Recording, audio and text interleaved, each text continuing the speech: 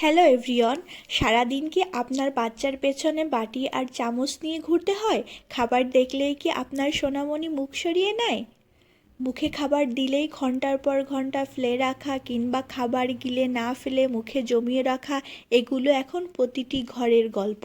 আমরা মায়েরা বাচ্চার অরুচি দূর করতে কত রকম পুষ্টিকর খাবার রান্না করি, রেসিপিতে হাজারটা ভ্যারাইটি নিয়ে আসি। মাঝে মাঝে চিন্তায় পড়ে আমরা ডাক্তার দেখাই, দামি দামি ভিটামিন বা খিদের সিরাপও খাওয়াতে শুরু করি, কিন্তু লাভ কি সত্যিই কিছু হয়? আসল সমস্যা হয়তো আপনার রান্নায় বা বাচ্চার পেটে নয়, সমস্যা লুকিয়ে আছে আমাদের খাওয়ানোর একটি ছোট্ট কিন্তু মারাত্মক ভুলের মধ্যে।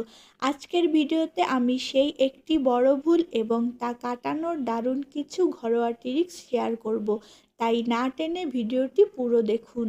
মায়েরা চলুন সবাই আগে ঝটপট জেনে নিই যে সেই 1 নম্বর ভুলটি আসলে কি, যা আমরা না বুঝেই রোজ করছি।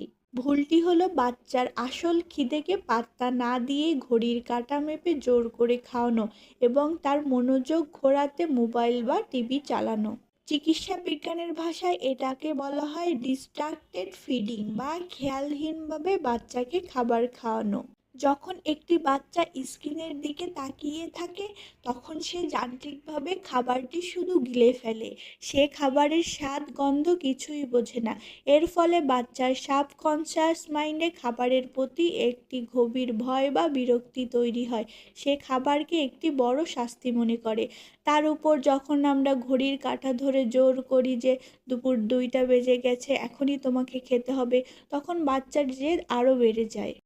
জোর করার কারণে বাচ্চার শরীর থেকে স্ট্রেস হরমোন নিঃসৃত হয়, যা তার স্বাভাবিক খিদের অনুভূতিকে পুরোপুরি মেরে ফেলে। তাই বাচ্চার খাওয়ানোর অভ্যাস যদি সত্যিই পাল্টাতে চান, তবে সবার আগে এই জোর করে স্ক্রিন দেখিয়ে খাওয়ানো বন্ধ করতে হবে। তাহলে উপায় কি?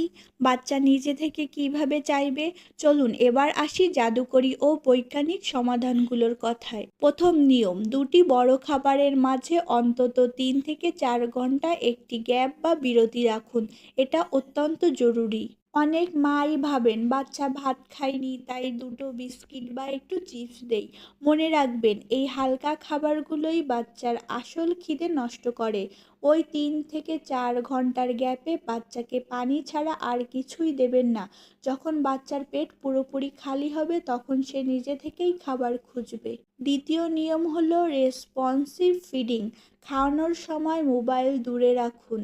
বাচ্চার চোখের দিকে তাকিয়ে হাসি মুখে কথা বলুন। তাকে বলুন, দেখো সোনা, আজকে তোমার জন্য কত সুন্দর লাল গাজর আর হলুদ খিচুড়ি রান্না করেছি।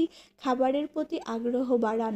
বাচ্চার সামনে কিছু ফিঙ্গার ফুড বা শুকনো খাবার রাখুন, যেমন সেদ্ধ আলু, গাজরের টুকরো বা পাকা কলা।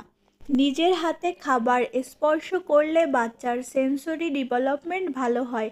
সে যখন খাবার নিয়ে খেলবে, তখন খাবারের প্রতি তার ভালোবাসা বাড়বে। তৃতীয়ত, প্রতিদিন একই মেনু না দিয়ে খাবারের স্বাদে একটু বদল আনুন। একদিন সুজির ক্ষীর দিলেন, অন্যদিন খিচুড়ি দিন। খাওয়ার পরিবেশটা একটা যুদ্ধের ময়দান না বানিয়ে একটা আনন্দের খেলা হিসেবে বাচ্চার সামনে উপস্থাপন করুন।